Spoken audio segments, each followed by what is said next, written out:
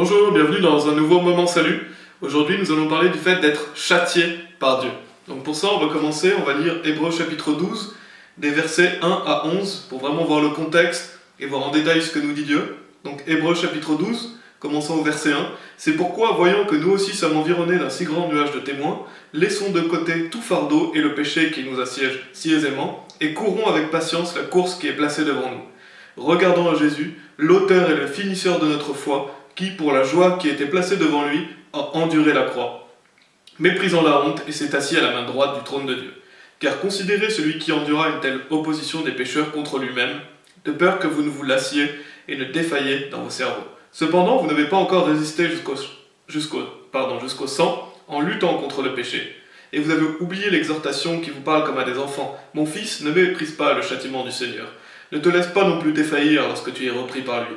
Car celui que le Seigneur aime, il le châtie, et fouette tout fils qu'il reçoit. Si vous endurez le châtiment, Dieu agit envers vous comme envers des fils. Car quel fils est celui dont le Père ne châtie pas?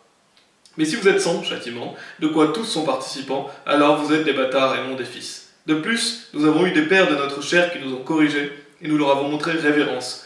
Ne voudrions pas beaucoup plus être en sujétion envers le Père des esprits et vivre? Car en vérité, ils nous châtiaient quelques jours suivant leur propre plaisir, mais lui pour notre intérêt, pour que nous puissions être participants de sa sainteté. Or, aucun châtiment sur le moment ne semble être joyeux, mais douloureux. Néanmoins, ensuite, il produit le paisible fruit de droiture à ceux qui sont exercés par ce moyen. Voilà, c'est un peu long, mais c'est un contexte qui nous parle vraiment du fait d'être châtié par Dieu. Et notamment, on va commencer au verset 5, qui nous dit « Et vous avez oublié l'exhortation qui vous parle comme à des enfants. Mon fils, ne méprise pas le châtiment du Seigneur, ne te laisse pas non plus défaillir lorsque tu es repris par lui. Car celui que le Seigneur aime, il le châtie et fouette tout fils qu'il reçoit. » Donc ici, ce passage nous parle des enfants de Dieu. Il faut déjà être un enfant de Dieu pour vivre le châtiment. Parce qu'il dit « Mon fils, ne méprise pas. » Car celui que le Seigneur aime, il le châtie et fouette tout fils qu'il reçoit. Donc c'est des personnes qui ont déjà vécu la nouvelle naissance. La nouvelle naissance, c'est le fait d'être devenu enfant de Dieu. Il y a une vidéo dans cette série de Moments Salut qui est sur la nouvelle naissance, si vous voulez la voir. Et voilà, ce sont des personnes qui sont sauvées, des personnes qui sont enfants de Dieu. Donc lorsque nous sommes sauvés, et bien sûr, le fait de devenir enfant de Dieu a lieu une seule fois.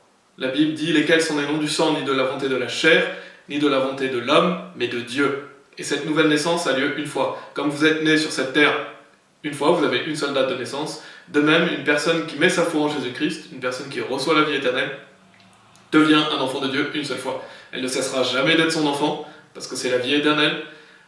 Elle fait partie de la famille de Christ, rien ne peut la séparer de son amour, elle est dans la main de Dieu.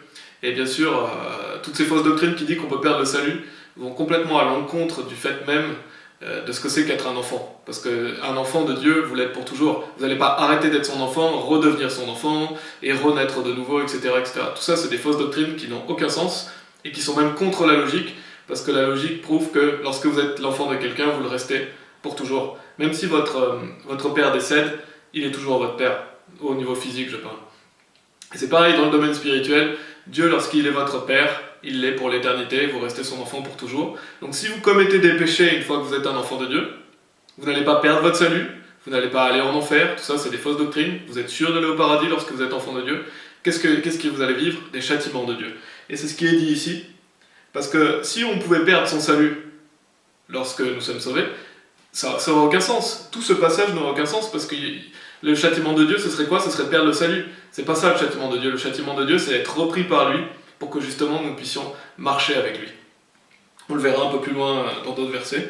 Mais voilà, donc, lorsque vous commettez du péché et que vous êtes un enfant de Dieu, la Bible dit « Ne méprise pas le châtiment du Seigneur ».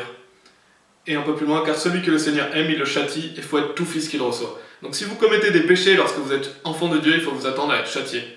Il faut vous attendre à ce que Dieu vous châtie, parce que Dieu vous aime, Dieu veut pas que vous pratiquiez le péché, parce que si vous pratiquez le péché, vous allez commettre des choses qui ne sont pas bien pour vous, des choses qui ne sont pas bien pour les autres.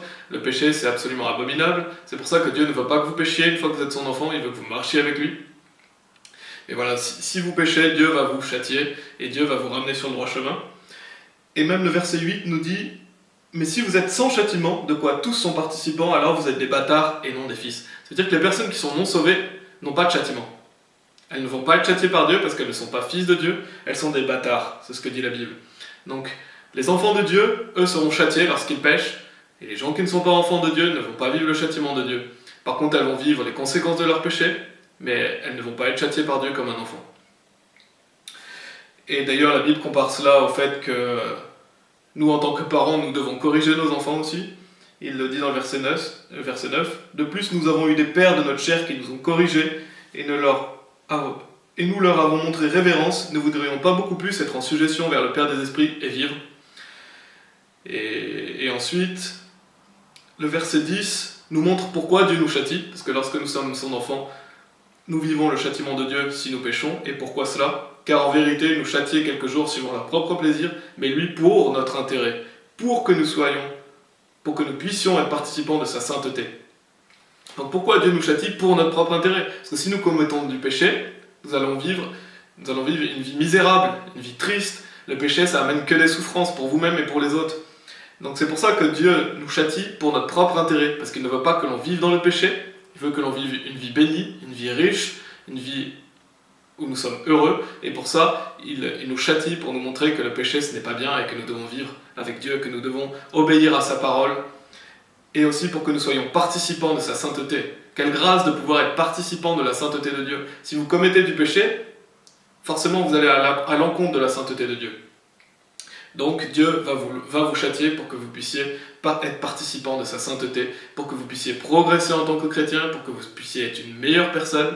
Tout ce que Dieu fait est dans votre propre intérêt, et tout ce que Dieu fait est pour sa gloire, et vous glorifiez Dieu si vous marchez avec lui. Et Dieu nous dit bien aussi au verset 11, « Or aucun châtiment sur le moment ne semble être joyeux, bien sûr, de se faire châtier, ce n'est pas joyeux, mais douloureux, ça peut être douloureux. Néanmoins, ensuite, il produit le paisible fruit de droiture à ceux qui sont exercés par ce moyen. » Donc c'est bénéfique pour nous. Ça produit le paisible fruit de droiture ou de justice. Voilà, donc ces versets montrent clairement que lorsque vous êtes enfant de Dieu, vous serez châtié par Dieu si vous marchez par la chair, si vous marchez dans le péché, et vous aurez des conséquences dans votre vie. Donc toutes ces personnes qui disent « Ah, c'est trop facile d'être sauvé si vous êtes seulement sauvé par la foi, qu'une fois que vous êtes enfant de Dieu, vous êtes sauvé pour toujours, c'est trop facile. » Vous pouvez faire tout ce que vous voulez, et ça c'est complètement faux. Déjà, ça n'a pas été facile pour Dieu, j'en ai parlé dans une autre vidéo, mais Dieu s'est donné pour vous, Dieu a souffert pour vous. Donc pour vous, c'est facile et c'est gratuit le salut, c'est ce que dit la Bible bien sûr, mais pour Dieu, cela n'a pas été facile. Et Dieu fait le salut simple parce qu'il veut que les gens soient sauvés, il veut que les gens reçoivent gratuitement la vie éternelle et que l'on puisse glorifier lui seul et pas nous-mêmes.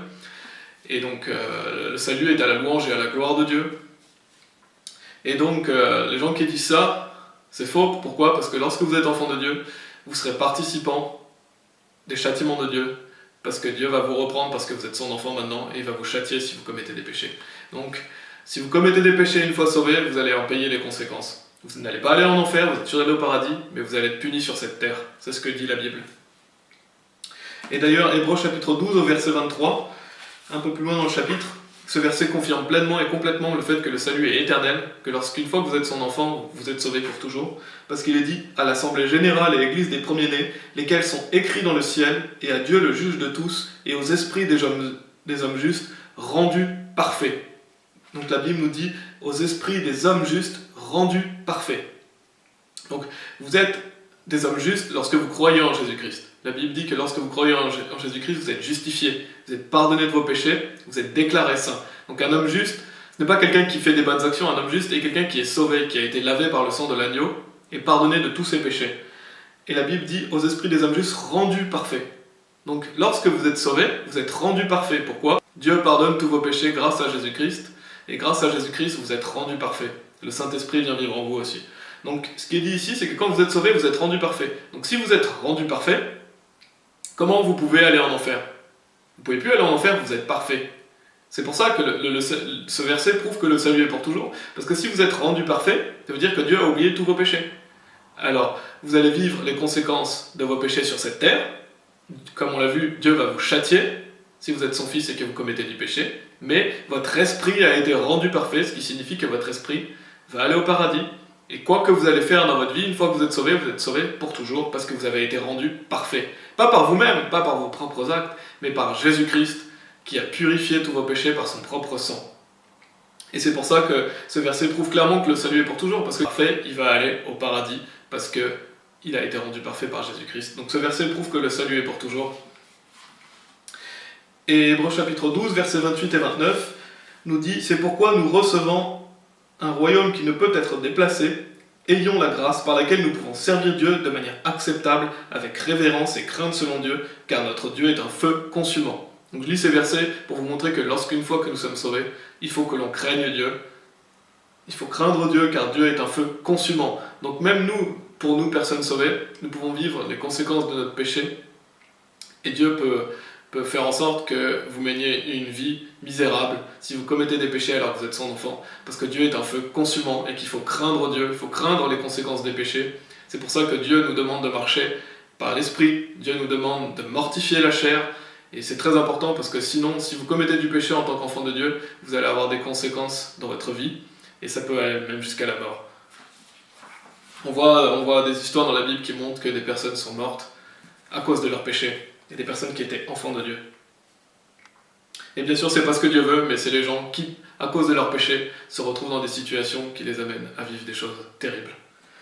Et il y a d'autres versets qui nous parlent du fait d'être châtié par Dieu, Apocalypse chapitre 3, verset 19 par exemple, qui nous dit « Tout ce que j'aime, je reprends et châtie. Sois donc zélé et repens-toi. » Donc on voit ici que Dieu châtie ses enfants.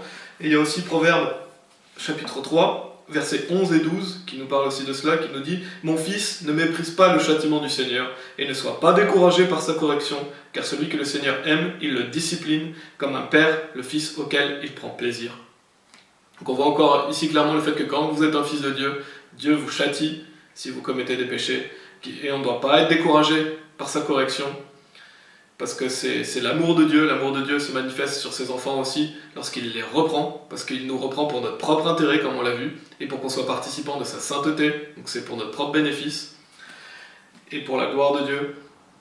Et donc, lorsque nous sommes repris par Dieu, nous devons montrer révérence à Dieu, nous devons demander pardon à Dieu, nous devons nous détourner de nos péchés, et c'est ce que Dieu veut lorsque nous sommes corrigés par lui, nous devons bien prendre cette correction, et nous ne devons pas raidir, nous ne devons pas en vouloir à Dieu, parce que si vous faites ça, vous pourrez avoir des conséquences encore pires. C'est important d'accepter la correction et d'accepter la réprimande, et de s'humilier devant Dieu lorsque nous commettons des péchés. Donc en conclusion, un enfant de Dieu est sauvé pour l'éternité. Donc il y a plusieurs vidéos qui parlent du fait que le salut est éternel. Et Hébreux chapitre 12, verset 23 nous montre encore une fois que vous êtes rendus parfaits par Jésus-Christ. Donc lorsque vous êtes sauvés, Dieu vous voit parfait, ce qui prouve que votre salut est pour toujours, parce que si vous êtes parfait, vous n'allez pas aller en enfer, vous allez aller au paradis. Et donc un enfant de Dieu sera châtié par Dieu s'il commet du péché.